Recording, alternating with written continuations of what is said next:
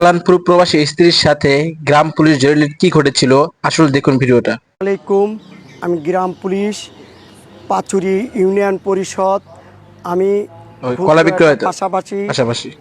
কলা বিক্রি হুম। করি। এখন আমার কলা বিক্রি করার মাত্রই এই মহিলা এসে আমাকে কলা নেয়। কলা নেওয়ার পরে বলছে, ভাই হুম। 1000 টাকার নোট, আপনি 500 টাকা দেন। আর 500 টাকা দেওয়ার পরে আমি বাজার করে ভাঙতি ছিল আসলে না তখন। আপনি 1000 টাকার নোট ভাঙতে হুম। আমি দিচ্ছি। তখন আবার 1000 টাকার নোট নিয়ে যায়। নেওয়ার পরে সদাই করে বের হওয়া যায়। তখন আমার বলে যে তুমি আসো ও। আমার বাড়িতে, আসার পরে টাকাটা দিয়ে দেবো। হুম। আমি ওই কল্যাণপুর বাজারে যা বসি, বসার পরে আমাকে নাম্বার পাই না। ও। নাম্বার পাওয়াতে হুম। উনি ফোন দেয়।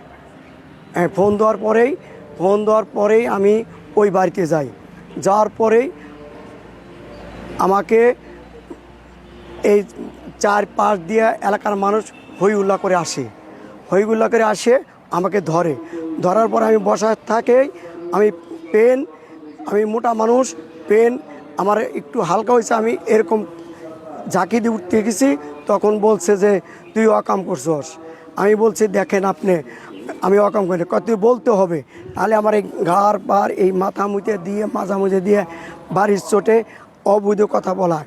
আমি না বলার কাছে একটা ছেলে মায়ের সামনে, মা ওখানে ছেলে ওখানে, তাই ওই ছেলের সন্তানের সামনে মায়ের কেউ অকাম করে দেয়। সে বিয়ের উপযুক্ত ছেলে, 18-19 বছরের ছেলে। এখন আমি ওরে রে। ওই ছেলেকেও মারে, ওর মাকেও মারে, হ্যাঁ। আমাকেও মারে। 2 লাখ টাকা আমাকে চায় যে যদি না দেস তাই তোর ছাড় দেবো না, এই মহিলার সাথে তোর নিকে দেবো। আমি বলছি যে আমার ছেলের সন্তান আছে, আমি চাকরি করি। অবশ্যই কমেন্ট করে আপনাদের মতামত জানাতে ভুলবেন না।